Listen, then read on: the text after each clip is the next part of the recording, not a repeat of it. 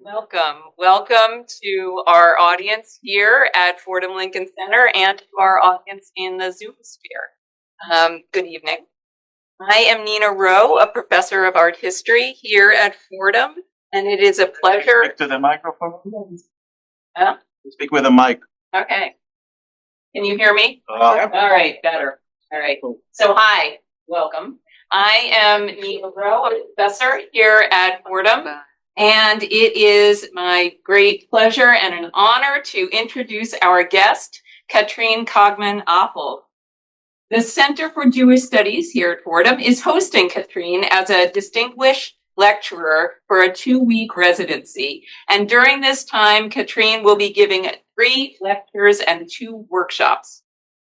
The details of the events are on the screen now, and there's a QR code that you can use to sign up for individual events, or you can email me or the Fordham Center for Jewish Studies if that would be simpler for you, or the Center for Jewish Studies email address. I also just want to take this opportunity to thank graduate student in medieval studies here at Fordham, Alex French, who designed this flyer, and also Alex Ruba, who is the intern for the Center for Jewish Studies. And I also, of course, thank Siobhan Perletza, who is the administrator for all of Jewish Studies, and of course, Magda Tedder, who is the director. So now I want to zoom in here just to highlight the theme of Katrin's lecture series, the overall title of which is The Medieval Passover Haggadah, From Rituals to Illuminations. And you can see that there will be a sequence of 3 lectures structured around the theme of the book and the Seder. The first one tonight here at Fordham Lincoln Center, the second tomorrow evening at Walsh Library at Fordham Rose Hill, and the third one next Wednesday, March 4th, 1 week from today in the same room right here. Again, same time, all the lectures begin at 6 o'clock. So if you want information or that QR code again, I can share them later or put that screen up at the end of this. But now to the issue at hand. Katrin Kogman-Appel is uniquely qualified to speak to us on the theme of the book and the Seder, because over several decades of award-winning and widely celebrated research, she has secured her status as a leading scholar of medieval Hebrew illuminated manuscripts and their place in the ritual and social lives of Jews, especially in 14th and 15th century Spain and Germany, and particularly in relation to Christian and Muslim cultures in those regions. So a bit more about Katrin. Katrin Kogman-Appel is Alexander von Humboldt Professor of Jewish Studies at the University of Munster in Germany. Until 2015, she was Professor, Vice Dean, and holder of the Evelyn Metz Memorial Research Chair at Ben-Gurion University of the Negev in Beersheba, Israel. And she has also held positions in the States as a researcher and lecturer at the University of Pittsburgh in the 1990s, and as a fellow at the Institute for Advanced Studies at Princeton in 1993, and again in 2010. Katrin's achievements as a scholar are way too many to enumerate. Suffice it to say, she has authored 5 books investigating Jewish illuminated manuscripts, considering both issues of production, the artists who created them, and reception, the meaning of those adorned books and maps for their users and beholders. She has also edited many volumes of essays and written a commentary volume for the facsimile of the well-known Washington Haggadah at the Library of Congress. And there's more, so much more. Katrin has a dizzying array of articles and book chapters, 35 in the past 10 years. So that's not even counting the previous 2 decades of publication. Her articles and chapters particularly have blazed new paths and steered the conversation, not only within the discourse of Jewish studies, but also in the study of medieval history and culture in broader terms. And particularly, her work has made a profound and nuanced intervention in the study of the art of the Middle Ages, examining the social and intellectual dynamics of Jews vis-a-vis Christian and Muslim populations as manifest in the pictorial codes of ritual books, considering the way such codices as intimate objects kept in the household can bring to light facets of both belief and daily life. But enough of what I have to say about Katrin. You should witness for yourselves. So with that, I cede the podium so that Katrin can deliver her talk, The Book and the Seder 1, Medieval Evidence of Passover Rituals. Well, thank you, Nina, for this very kind introduction. Thank you both, Nina and Magda, for inviting me to this very special 2 weeks. It's a great pleasure to be here and to enjoy the snow in Central Park. So I'm very, very thrilled to be here, and many of you came, which is exciting because the weather certainly puts some challenges to travel and move. So let's go into medias res then. Medieval evidence of Passover rituals. In some contrast to the general impression that the Passover Haggadah has been the most widely owned book among Jews since premodern times, scholars of bibliography and book history have occasionally observed the surprising paucity of early printed Haggadah editions. Now, medieval manuscript Haggadah, or especially illustrated manuscript Haggadot, are very famous because there's a lot of scholarship was written on them, and that has put them into the focus, into some light, actually, and it kind of distorted our view of how many Haggadot actually were there really around. The evidence of pre-modern Haggadot is in fact strikingly sparse in comparison to other kinds of books. And the project I'm doing, and which this series is part of, is actually telling the story of the standalone Haggadah as an individual book, as a new book genre in its own right. It turns out that there was a central process of emergence until the Haggadah finally began to become a common household item, somewhat in the way we know it today. It appears, in fact, that as late as 1596, only 2% of the Jewish households in the province of Mantua, northern Italy, owned a Haggadah. And how I know this, I'm going to tell you more about tomorrow, but this is a very interesting observation. Crucial point to be made first is that the Haggadah as a text is a very different thing than the Haggadah as a book. The text is the liturgy to be recited on the eve of Passover during a privately held meal ritual. Defining the Haggadah as a book, you hear me well? Yes. No. Yes. Okay. Yes.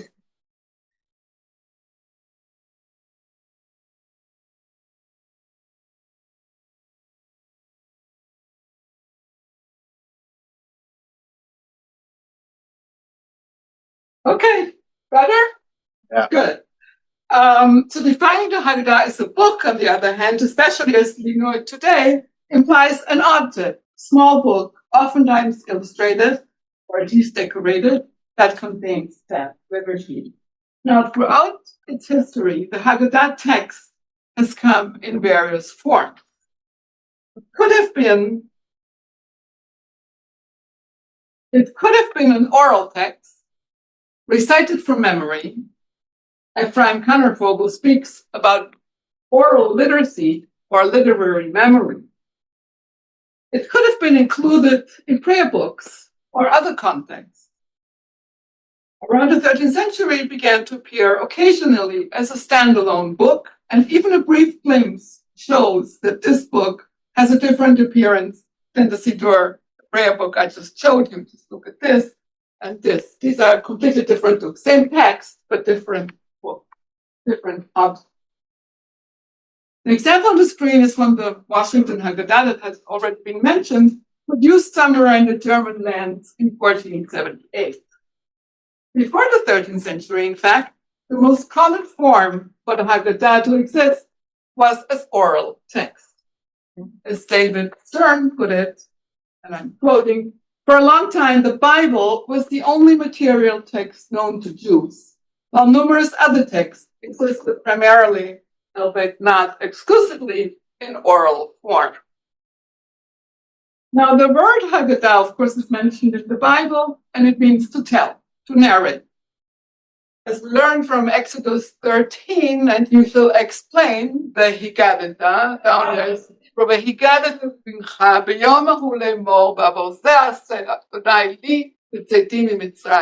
you shall explain, you shall tell to your son on that day, it is because of what the Lord did for me when I went free from Egypt. So this is a divine precept. You have to tell the story to the next generation. This is an act of narration, of passing the information from generation to generation. The history of the text, Haggadah, has been widely researched. In contrast, the full history of the book, Haggadah, has yet to be written. Contrary to the notion of the Haggadah as an outstandingly popular book, it appears that very few standalone manuscript Haggadot from the Middle Ages came down to us. 81, to be precise, in all of Europe between the 13th and the 15th century, between even 16th century. In contrast, several hundreds of manuscript prayer books survive, many of them containing the Haggadah, which modern prayer books don't. Like other societies, Jewish society went through a complex transition from being primarily an oral culture to a culture that increasingly relied on written text and increasingly trusted written text, a process that occurred between the 11th and the 13th centuries. Before the 13th century, manuscripts in general were extremely sparse in Jewish culture. When liturgical manuscripts began to be more common, it was first of all the Seder, the daily prayer book, that was commissioned and copied. And the majority of Sidurim did also contain the full Haggadah. Those among you who celebrate Seder imagine the medieval setting. It is evening, light is dim, and you are supposed to hold a full Siddur in your hands, bulky, heavy, made of parchment, over 200 pages, and with small script so that the entire annual service can fit in, not very handy. So two questions arise. Why were there so few standalone Haggadot, and why in turn did so many Sidurim contain the Haggadah? What was the purpose of this inclusion? If they're not supposed to appear on the table in the Seder meal. When we progress into the early modern period, the numbers are still surprisingly low. Until 1650, only 40 printed editions of standalone Haggadot were printed, along countless Sidurim editions, or Machzorim, which is another type of prayer book. Hundreds of manuscripts, including the Haggadah, and I don't even know how many print editions there were. There were tons of them. Every few years, a new Siddur came up somewhere in the printing center. Now, this series addresses three questions.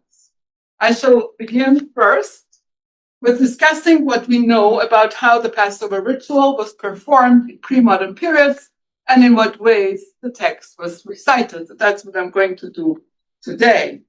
In the next session, I shall look at the history of this emerging book genre and show that there are many different kinds of Haggadot in terms of format, size, embellishment, all being indicative of different kinds of owners and different ways to make use of the Haggadah. The third part, next week, will focus on the profiles of these owners, scholars, non-scholarly people who sought affordable books, wealthy patrons who commissioned stated symbols, unlearned owners who sought a ritual guide, and so on. Since many, albeit not all Haggadot were illustrated, the illustration will be the main key to come to the question. So, what do we know about the performance of the pre-modern Passover ritual? There are written sources, and there are some visual sources that I'm going to discuss, or visual evidence that I would like to show you. That gives us some idea of what went actually on in the praxis, at the table.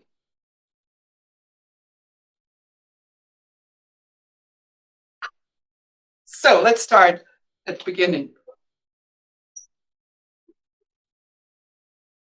In the 10th century, when Saadia ben Yosef Gaon in Babylonia decided to compile a Siddur, he actually wrote a full daily prayer book. He did so not because he expected people to use it for actual recitation, daily recitation of prayer. Rather, as he explained in his very lengthy introduction, he wrote it as a guidebook on how to build a service, and among other things, distinguished between sections that were obligatory or optional and those that were superfluous and hence forbidden. So his problem was not, are people going to use this book on a daily basis? They were not, because most people didn't have the money to buy such books. But actually what went wrong in the long period of time when the whole liturgy was actually passed on orally, what was superfluous, what did they say wrong, what actually should be cut out, what really needs to be there, what may be there, and so on. So that was his point, and he explained so very explicitly. His prayer book contains numerous, quite detailed instructions in Arabic inserted between the liturgical sections. And here you have actually the part of the Haggadah read, and then between the read portions, these are the Arabic, sometimes also in Hebrew, but many in Arabic, very detailed, as you can see, instructions of how to do these things. So it was clearly meant as a guidebook for the proper performance of ritual. Robert Brody suggests that it was addressed primarily at scholarly readership and not at lay people. Thus, early medieval scholars and prayer leaders seem to have used such siddurim, which included also the Haggadah, to study the prayers, to learn the precise wordings, and to review performative aspects. It is doubtful that these books were used extensively during prayer, as for most of the Middle Ages, the most common way of praying was indeed to recite the texts from memory. Medieval scholars noted the paucity of common prayer books, especially in the 13th century still, and complained that knowledge about the prayers among the people was poor. Now that is for the whole prayer liturgy. Prayer leader who handled things in the synagogue, and the community was listening, and that actually was the way of the community to pray. The Seder, the Passover ritual, diverges from other festive rituals in one crucial respect. During synagogue services, the average congregant was guided by the prayer leader. But this same average congregant on his own when it comes to guiding family through the Seder ritual and its performative acts. And the Seder can be quite challenging in terms of all these performative acts if you don't have the Haggadah before you work that actually explains what you should do. Halachic sources of the ritual law, offer a whole range of information about the practical aspects of how these acts ought to be performed, and some information about how to handle the text during the ritual. The Mishnah and the Talmud in the later period are strikingly meager when it comes to offering precise, operative guidelines on how to perform the different ritual acts. Dipping vegetables, raising the Seder plate, showing the matzah, wrapping it in maror, and so on. No, there's a lot of acts involved in that ritual. If we compare these scanty guidelines from the Mishnah and the Talmud with the detailed instructions in Arabic, which is also tells you, that Saadia Gaon communicates with the people who are supposed to read this. The developments from the Mishnah to the early Middle Ages towards standardizing the performative acts becomes obvious. This is also true in regard to Rabbi Figure, the Seder Rav Amram, which was composed even earlier in the 9th century. And the interesting thing is that it was composed as a responsum, as an answer to a question the Jews of Iberia sent to Rav Amram in Babylonia, telling him, we don't know what to do. We need something to rely on in order to build our liturgies in the synagogue. So Amram Gaon writes a whole Siddur and sends it to the Jews of somewhere in Iberia. And he again gives a lot of information and instructions about what to do actually during these performative acts. For example, after the text, and you have the handout so you can follow these texts. I'm not going to read the whole thing because after a few lines you will understand where I'm heading at. And he says, for example, each one of this is Rav Amram, 9th century. The manuscripts we have are only from 14. Each one of the participants empties his cup in a reclining position because all the 4 cups have to be emptied in a reclining position. One has to recline to the left because that is what the sages prescribe. After drinking the wine, water is brought and one washes his hands and recites the blessing over hand washing and so on. And then he goes on and he says, and then one brings various kinds of vegetables such as lettuce, carpus, and coriander. So this is very practical.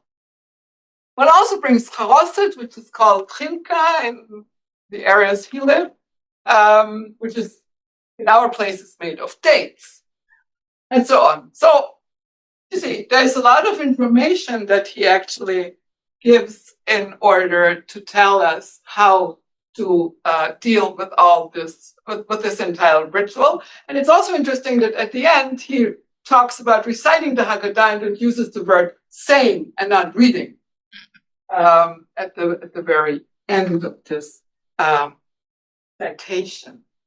Now Saadia's Siddur goes even into greater detail, and this is the second text. And you just see it's much longer, and there's a lot of explanations at the beginning, what you should buy, what you get, what you should bring of the table, and then he says again after the kiddush, everybody washes his hand, says the blessing, and they use the vegetables, chalik, and so on and so on. Again, very practical. And this is all happening before the actual Haggadah begins. You remember that, of course. Many of you will know that. Further instructions follow after the blessing of redemption, the Birkat Haggadah. A lengthy section guides the Seder leader through the blessings over Matzot. Remember those? You bless the maror, bless the bread, and so on. And you do a second set of ritual acts. But these performative acts are dynamic and changing. They can be very variable, like dipping the vegetable karpas, showing the matzah around, wrapping the matzah in cloth, and so on. The tendency toward writing down accurate practical instructions for these ritualized Passover acts has helped users to prepare for the Seder continued well into the Middle Ages. How such liturgical compilations, Haggadah commentaries, halachic works, especially those defined as books of customs, minhagim, approach these ritual performances can be demonstrated briefly by focusing on one act that is happening, the recitation of here is the bread of his breast, halachma anya. This is the very beginning of the actual narration. Now the Haggadah begins. Everything else was just preliminary, blessings and dippings and so on. Now the Haggadah begins. And we read in the Machzor Vitri, a book that reflects the halachic norms common in the circle of Shlomo ben Yitzchak, Rashi, better known as Rashi.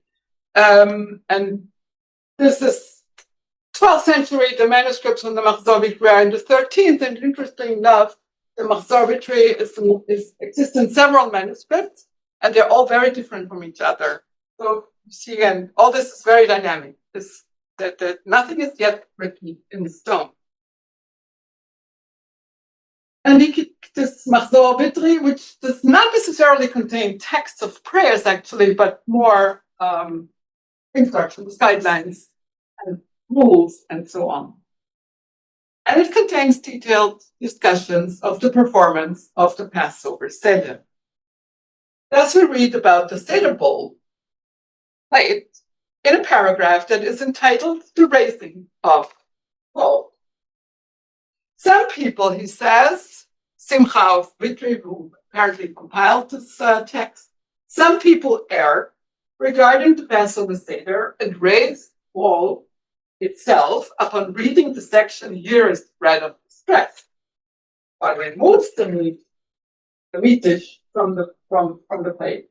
And I saw the Rav, Rashi, acts differently. He takes the plate and places it on one corner of the table.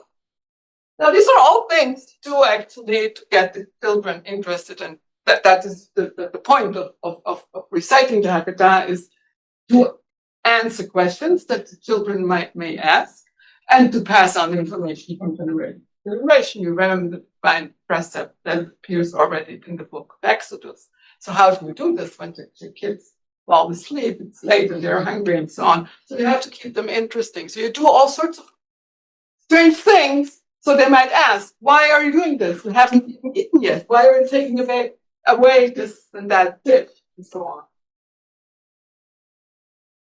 Now, this is followed by instructions as to when and how to take the two dishes out of the plate, to pour wine, which wine is pretty much up to pray, what to put on the table, when to wash one's hands, and so on.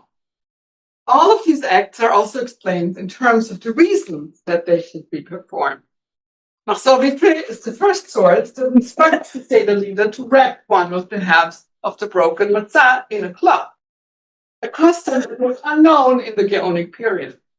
Machzor Vitri, however, as a liturgical companion, was not meant to be during a Seder ritual. Nobody sat with a Machzor Vitri in his hands during the Seder. Rather, these kinds of texts would have been studied in advance, or their contents would have been communicated orally by a communal leader in a sermon just before Passover, for example.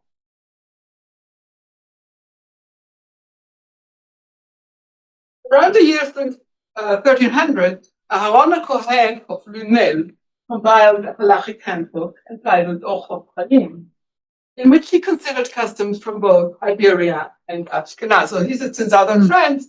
He's aware of actually the customs of the different communities.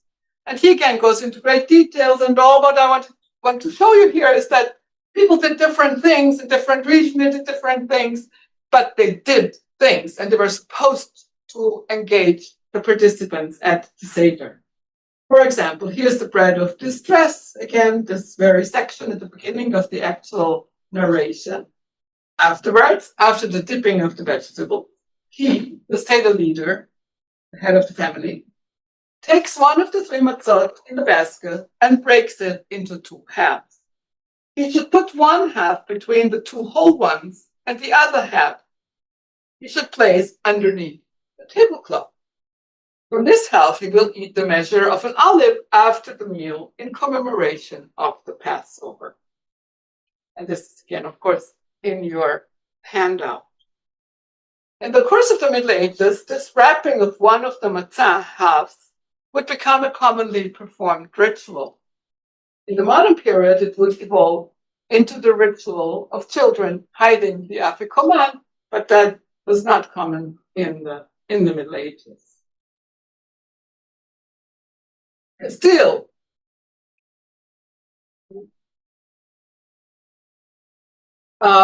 here we meet David Abu Darham of Seville in the 14th century.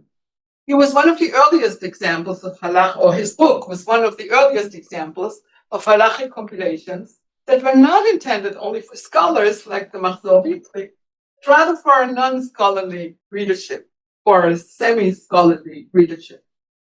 On the bread of distress, he explained, after breaking the matzah and setting aside the afikoman, and upon reciting, here is the bread of distress, halachma anya, one lifts the basket or the bowl from the table so that the children will see this and ask, in what ways is this night different from all other nights? Rashbam, Moel ben Meir, France, explained, one used to eat from small tables, but we who have large tables that cannot be lifted only with difficulty, lift instead the basket. So what actually happens here that in the ancient period, in the Roman custom, people used small tables, individual tables, and then the prayer leader would lift it and show it around. And then he notes that here in 14th century in Castile, you cannot do this because we use large tables and you cannot lift them, so lift just the basket. So things change according to changing customs, but it all comes to this idea of engaging the participant. And we have more examples here. You have them also in the handout. I'm probably going to skip this. This is one from Austria, but you know where I'm heading. And these things, again, are different. In some communities, you put the Seder basket at the other end of the table. In other communities, you cover the contents of the Seder bowl, and so on, and so on. So we have here an example from and then we have another one from a 15th century halachic authority, Yaakov ben Moses Molin, commonly known as the Maharil. Now I've gone into quite some detail here in order to demonstrate how much significant halachists of diverse cultural backgrounds accorded these performative acts and their purpose, namely, to arouse the curiosity of children and young people. The repeated mention of questions and answers clearly implies the narration of the Magid, the Haggadah, the recitation of the Haggadah. The foregoing examples are just a small selection, but they offer a glimpse into the rationale of these discussions and the essentiality of performative instructions that were needed to conduct the proper Seder. All of these instructions constitutes prescriptions and recommendations by halachic authorities, but they don't teach us anything about the praxis in any given average household. Conducting the Seder and reciting the Haggadah requires know-how. You have to know to read, you have to have access to these sources or listen to the sermons. It requires know-how. Amram Gaon referred to the Seder leader as one having knowledge, habaki. However, not everybody actually possessed that knowledge, but everybody was baki. And the way all this guiding information was communicated to the average Seder leader during the early Middle Ages is not at all clear. Medieval halachic compilations, in books, were not meant for wide audiences. Even if they were not addressed specifically to scholars, the majority of Jews did not have the means to own such books. Most other halachic compilations were collections of the ritual law, which, albeit their clear practical orientation, were embedded in the tradition of halachic decision-making, and likely addressed to rabbinic scholars. Game books were more practically oriented, usually sharing only very little halachic justification. And as Rachel Minter has shown, these are probably meant, and they appear in the 14th, 15th century, they were relatively popular. And she assumes that they were meant to for non-rabbinic professionals of communal life, such as circumcisers, slaughters, prayer leaders, and communal rabbis, all of whom were supposed to guide their community and to tell them how to perform, for example, these ritual acts during Passover. This is all the more true. It is likely that there were oral channels, such as sermons, for delivering these instructions before the festival, as much as the Haggadah was recited orally from memory during the ritual. So we live in a society that is still quite oral. Most people don't have a text at home, and they listen to sermons that teach them what to do and how to perform these acts. And there were no manuscripts around in the 13th century, barely any. That the recitation from memory was not an easy task for everybody is evident from two further medieval customs that have been lost since, that were meant to offer solutions to people who were not knowledgeable in matters of liturgy. And this brings us back to the Machzor Vitri again. The Machzor Vitri and several other sources mention the possibility that knowledgeable men recite the Haggadah in several houses and offer recommendations as to how to manage repeating the performance of the ritual without getting drunk, especially when doing this on an empty stomach. The readers warn not to drink too much wine at the beginning because one is not supposed to be under the influence of alcohol when reciting the Hallel at the end of the Seder. And that's what the Machzor Vitri explains. How to proceed when fulfilling the obligation of many, that is, to help other people to do these prayers. If somebody is fulfilling the obligation of many in reading the Haggadah and the Hallel, and in performing the blessings over matzah and maror, he should perform the Kiddush, drink the first cup, perform the first dipping of vegetables, and then recite the Haggadah. Then he should drink the second cup of wine. Break the matzah for the blessing, bless who brings forth bread, say the blessing over the eating of the matzah, and eat it. He should bless the maror and eat it. Then he should adjoin them like Hillel. Then he should leave that house, and do the same in several other houses, and finally in his own home. He should finish his meal and recite grace after meal, and drink the third cup.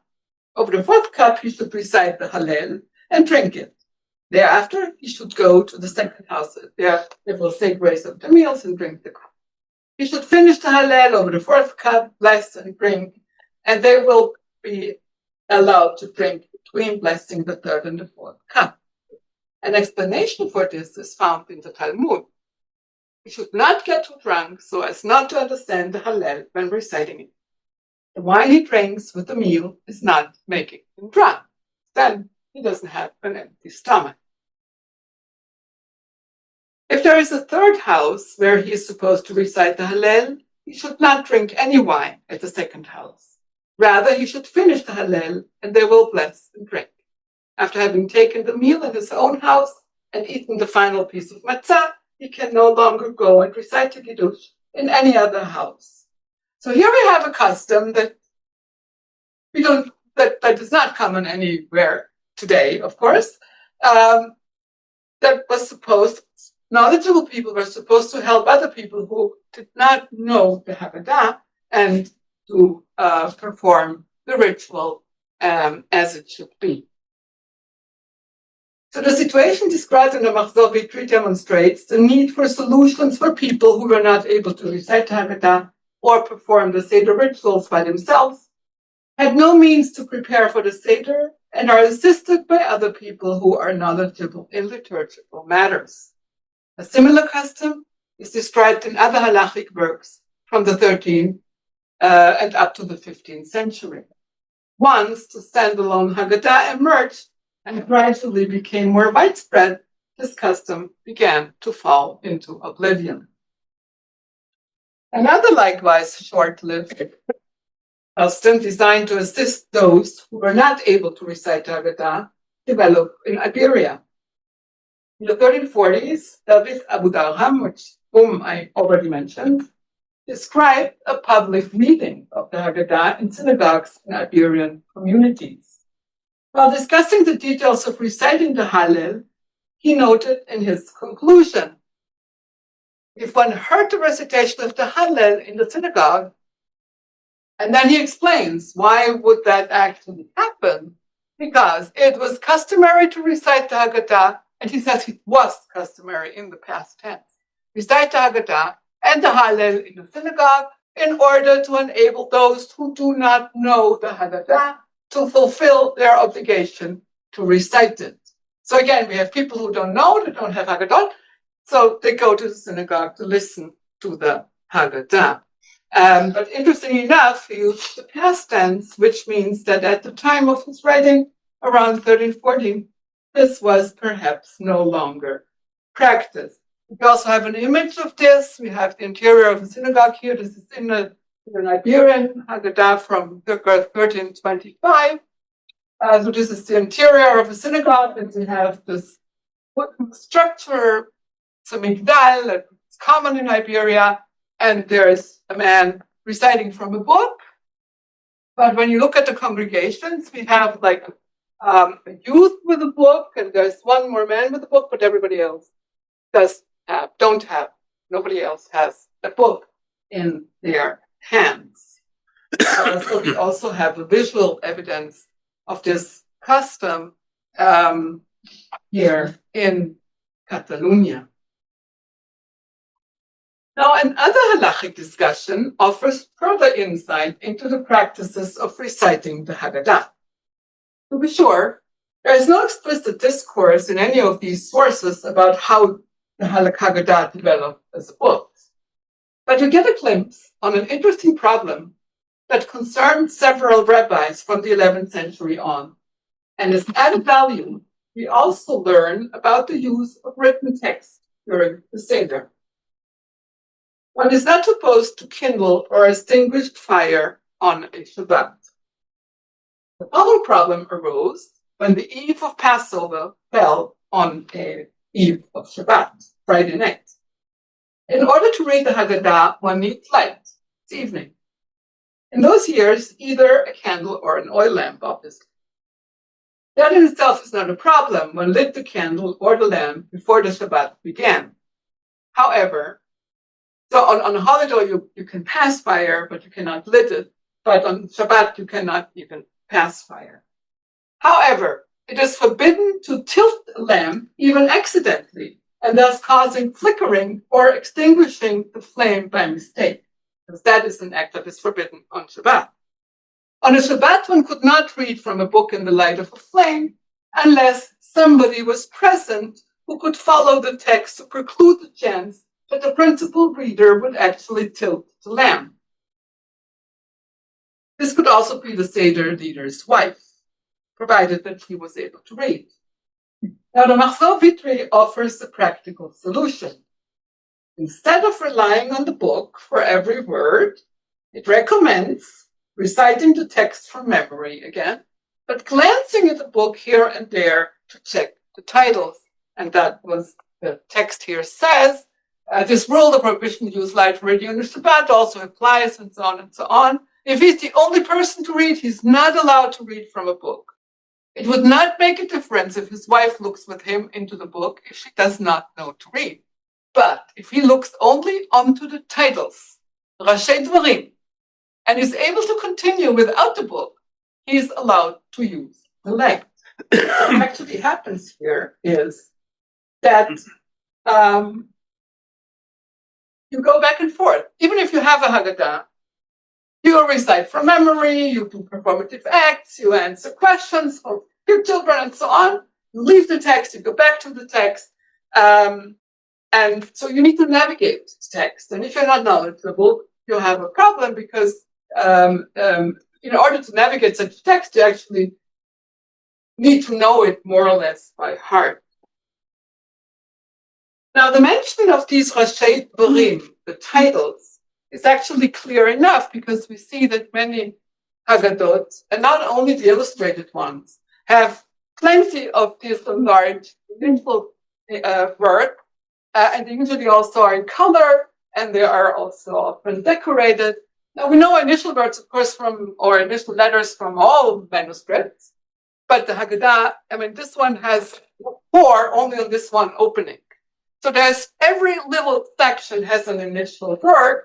And so these are the Rashi Dvarim that the Machzor Vitri is actually talking about, that a non-scholarly person can easily navigate the text and find, and start again to read the text if you should. But actually the recommendation is that you look only up these initials and then the rest you know by heart.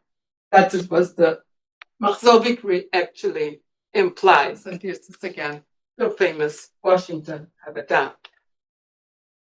In short, while originally the Haggadah, as other prayers, was supposed to be recited from memory, many, if not most people, encountered difficulties in taking on the responsibility for the performance of successful ritual.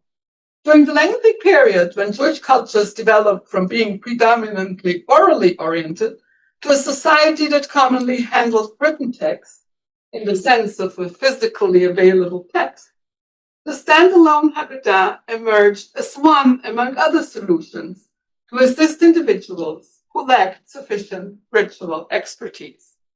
The users of such books did not necessarily read the Haggadah from beginning to the end in one piece without interruption. They memorized the text or parts of it, relied on the book to stage the performative acts, and fell back on it when their memories failed them. All this implied a constant back and forth between oral recitation, performance, and reading, and required careful navigation through the book. A clear layout with plentiful initial words, those very titles, Rashi Dvarim, that the Machzor Vitri speaks about, and in most cases, supportive illustration program, were the preconditions to make proper use of this new book genre. And by the way, in Sidurim, we have less of these initials. So this is very typical of the Haggadot, of the standalone Haggadah. Now, my last part considers the visual evidence, the visual sources. And I want to show you a few representations of Seder tables in illuminated Haggadot, which of course is naturally a recurring theme in many of these books. And they show the whole family at the Seder table, as you have in this very example, which is from Babylonia or from southern France. There is some controversy about this. So the question is, if we see people here shown with books in front of them on the table or in their hands, are these meant as realistic representation of real life settings? Now, an open or closed codex in the hands of a saint, for example, in Christian art, most often evangelist, is a symbol of knowledge, of possession of divine tradition, and so on. Knowledge of scripture, of course. Depictions of books served as metaphors for knowledge, especially knowledge of the written word, and most often were not meant as realia. The same applies to portrayals of rabbinic sages, often shown, and here we have another Haggadah from, also from Germany. It's the same person who did the Washington Haggadah, and it shows one of the Analytic rabbis that are frequently mentioned in the Haggadah. This one is the story of the 5 rabbis of Bnei Brak, and he holds a book in his hands, but this is a symbol of knowledge. He's a sage, and that is his attribute. And our assumption when looking at Seder table scenes must be that they do not tell us much about how Haggadot were used and handled during the Seder.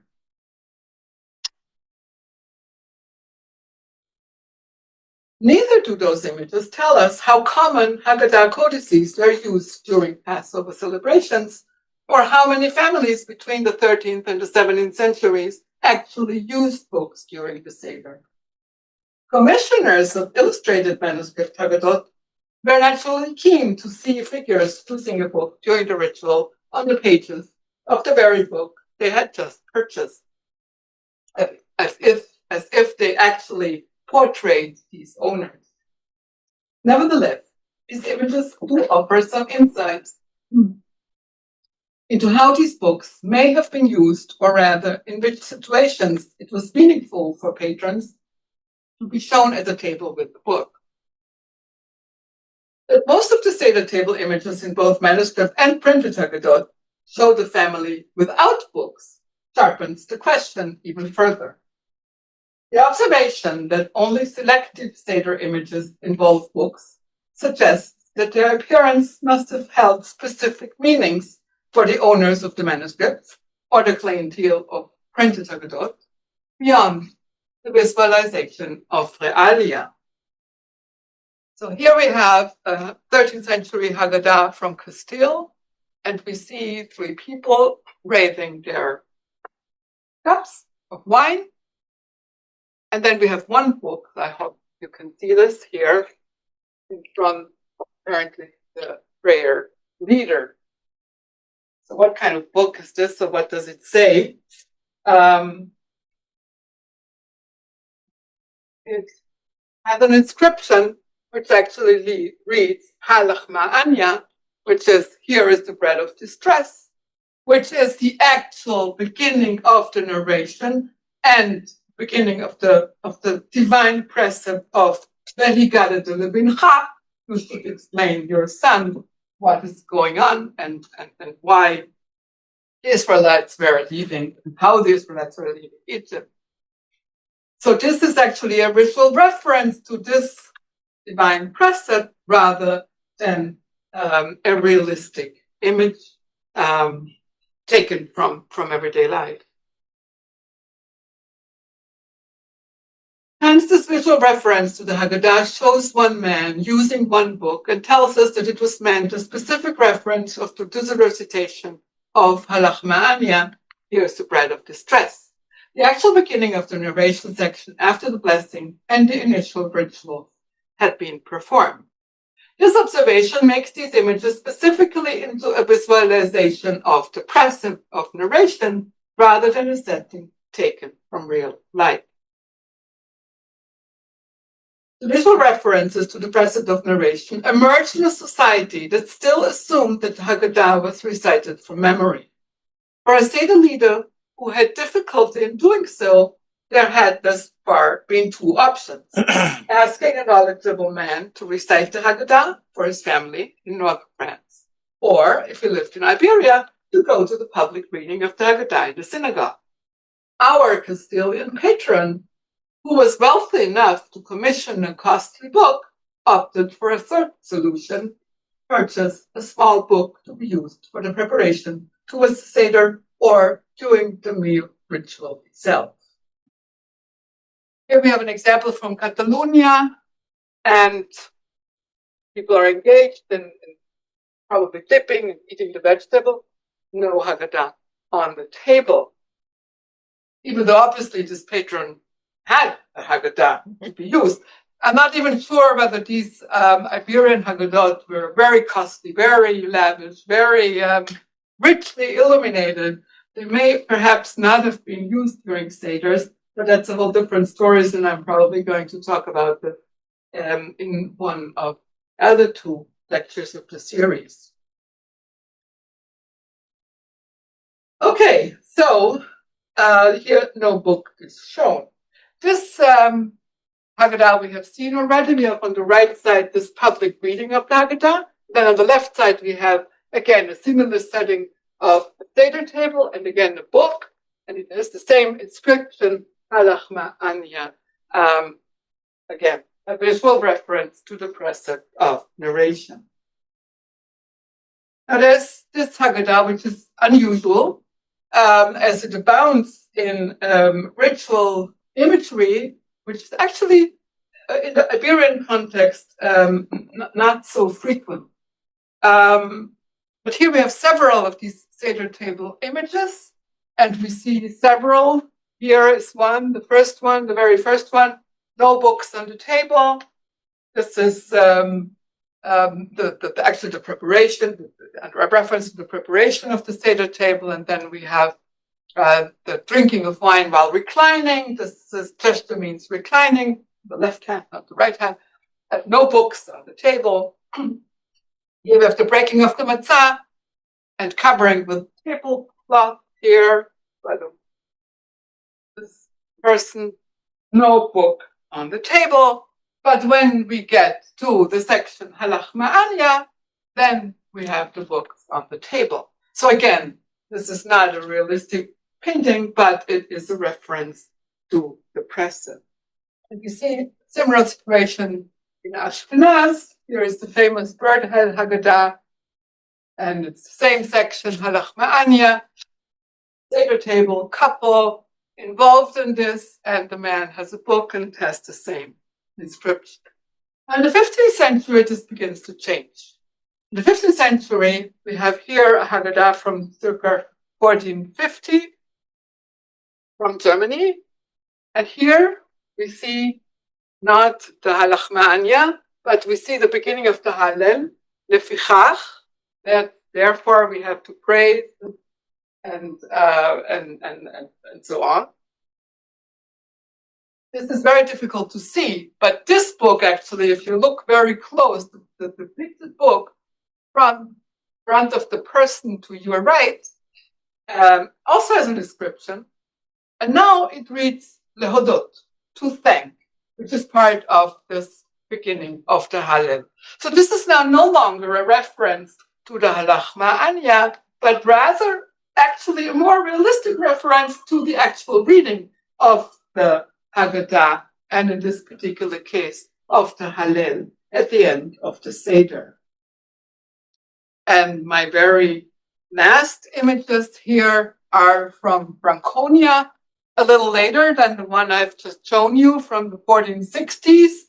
There is a pair of two very similar twin Haggadot, probably produced in Nuremberg. And these Haggadot, I'm going to talk about them in the last session because they are actually the ones who are the richest in terms of ritual imagery. Every page actually has 2, 3, sometimes 4 such little vignettes on the margin that refer to different acts of the Seder. And here you have the Havdalah with the fingernails that you asked me before when we first met. So the Havdalah is the separation ceremony that is recited at the outgoing Shabbat, and it has to be in a part of the Haggadah in case the Passover evening falls on an outgoing Shabbat. And you say the Havdalah, that was he is doing. But here he has a book. He has a book, and there are many books in this whole manuscript. In every situation, we have it at the very beginning of the narration, Halach Ma'anya. You hardly can see it, it's faded, but there is a book here, has no inscription, by the way. So this whole idea of this is a specific reference to the precept got lost.